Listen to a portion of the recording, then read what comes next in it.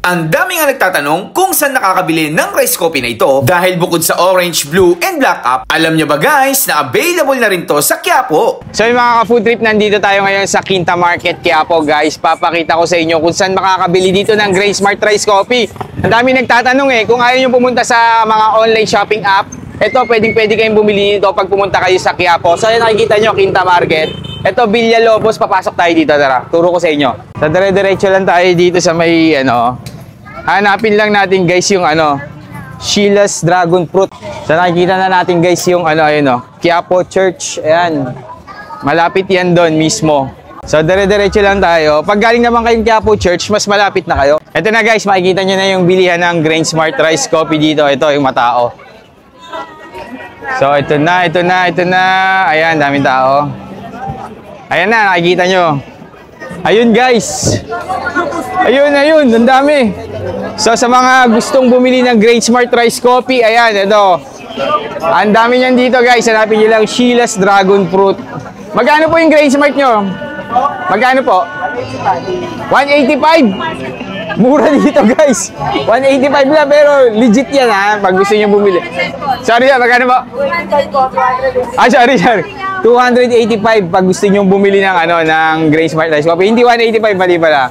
285. So meron din silang tinda dito siomai, tsaka mga dragon fruit. Pero meron pa akong ituturo sa inyo na isa na mas malapit sa simbahan. Meron ako doon may tarpaulin ako doon. Tara, lakad tayo doon. So guys, ito na nga, malapit na tayo. Ito yung simbahan guys. Dito, ayan. Lakad ka lang dito. Ayan guys, yung Sheila's Dragon Fruit. Diyan nakakabili ng Grain Smart Rice Coffee. Ayan. Bossing! Ito yung natin, tarpaulin. Ayan. Tapos umorder tayo ng nila, chicken pastil. Ayan. Boss, magkano dito yung Grain Smart? 285 po. 285 lang guys. Yan. Tapat lang mismo na simbahan. Makikita nyo naman yung natin dyan. Natatawa ko dito. Ayan. Dito lang yan sa Sheila's Dragon Fruit. So, ayan. Food trip na tayo guys ng nila. 50 pesos lang. Ayan. May kasama na siyang pastil. Tapos may 4 na siomai. Sulit na to Ano yun? 50 lang. 50 lang? Oo. Tapos yung kanin niya, pastil pa. Ayan. Pastil pa yung kanin. Ayan. Ayan. Tignan natin yung siomai niya. Ito, homemade yung siomai nila dito. Mainit.